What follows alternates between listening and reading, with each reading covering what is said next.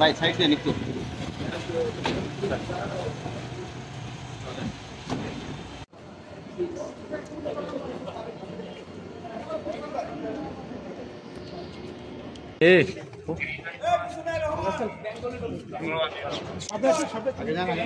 Long নেই মনিশ মনিশ এই আমরা লং নেই নারু তো পিছে আও পিছে ভাই পিছে পিছে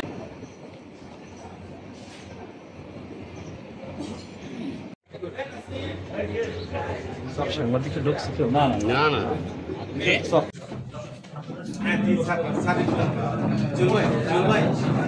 কত লাগে তো জানি আমরা ভাই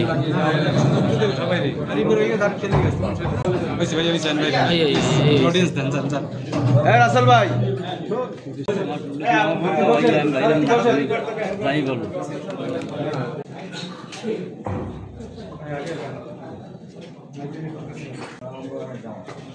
স্যার 2 মিনিট স্যার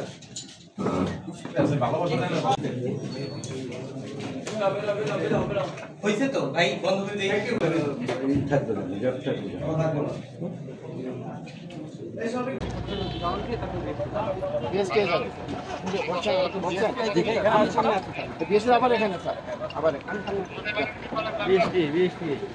পাঁচই আগস্ট পর্যন্ত যে পরিস্থিতি ছিল ফ্যাসিবাদী শাসনের, ওইটার বিস্তারিততে না গেলাম। আমাদের যে অগাস্টের থেকে আজকে পর্যন্ত নভেম্বর, এই পর্যন্ত সময়ের মধ্যে অনেকগুলো চ্যালেঞ্জ ফেস করে যেটা দাঁড় করানোর চেষ্টা করা হয়েছে বিভিন্ন জায়গায়। তার মধ্যে বেসিকটাও আমাদের লক্ষ্য।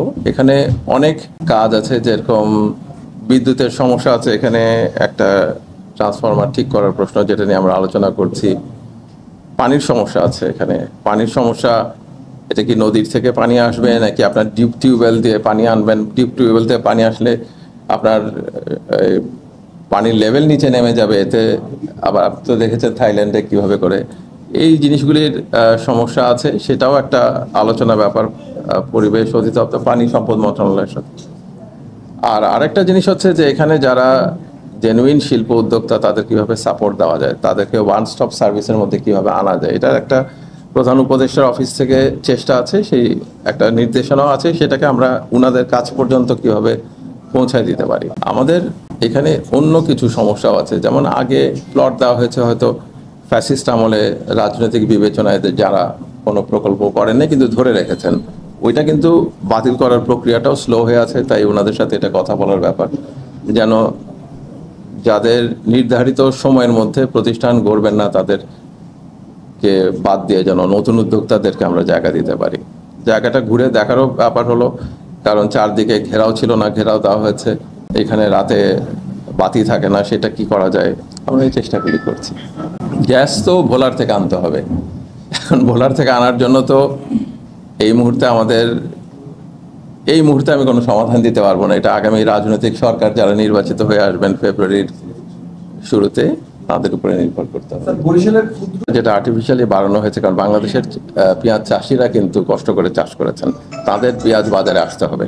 এবং সেই জায়গায় যদি তাদের পেঁয়াজ বাজারে আসতে পারে এবং মানুষ যদি পেঁয়াজ কিনতে পারে, পেঁয়াজের দামটা খুব বেশি বাড়ার কারণ নাই। আমরা খুব বেশি আমদানি নির্ভর করে চাষিদের ক্ষতি করে ফেলি।